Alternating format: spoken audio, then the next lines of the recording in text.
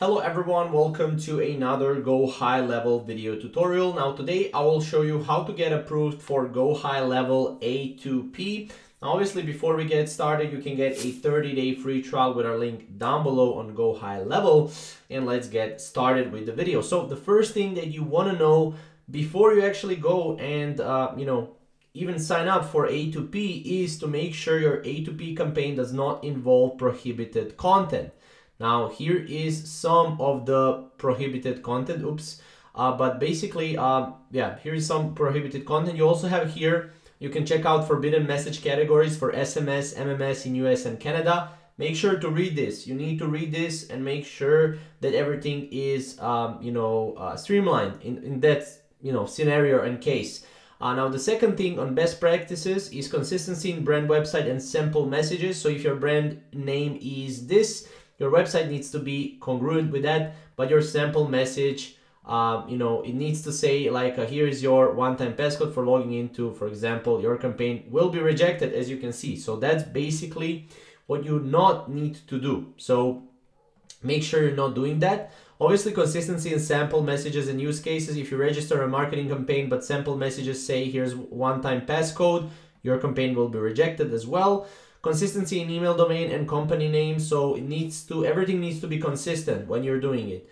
Also make sure you submit real and working websites, because other way you will be banned, indicating that your customers opt in your messages via the website, but providing a website address that does not work will lead to campaign rejection. Now next thing, obviously make sure the brand you register is the actual brand that you're sending messages for.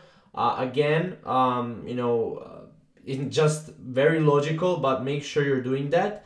Make sure to also create as few duplicative brands and campaigns as possible. So excessive brands with the same EIN and excessive campaigns with the same campaign attributes may be seen as high risk.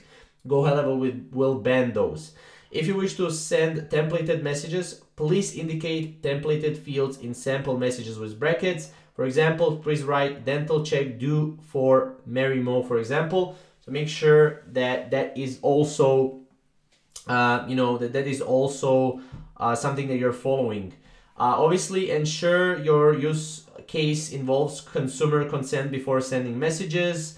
Again, this is also something that you have to take into consideration. Opt-ins. There's a bunch of different rules right here that I could go and read for the entire video. I will link this below though. But yeah, these are just some of the things you need to be aware of if you want to get approved for GoHighLevel A2P. There are a few more things you need to be aware of before we end the video. So these are a few things that you need to know. Valid EIN, so that's something that you need to have. EIN verification, so make sure that EIN matches what is registered with the IRS. You also want to avoid DUNS numbers. DUNS numbers are not acceptable for standard A2P. And also for companies based outside of the US, this is what you need. Additionally, this is also some of the best practices. You can either pause the video here or screenshot this, but this is basically what you want to know before you actually go and before you sign up for GoHighLevel A2P.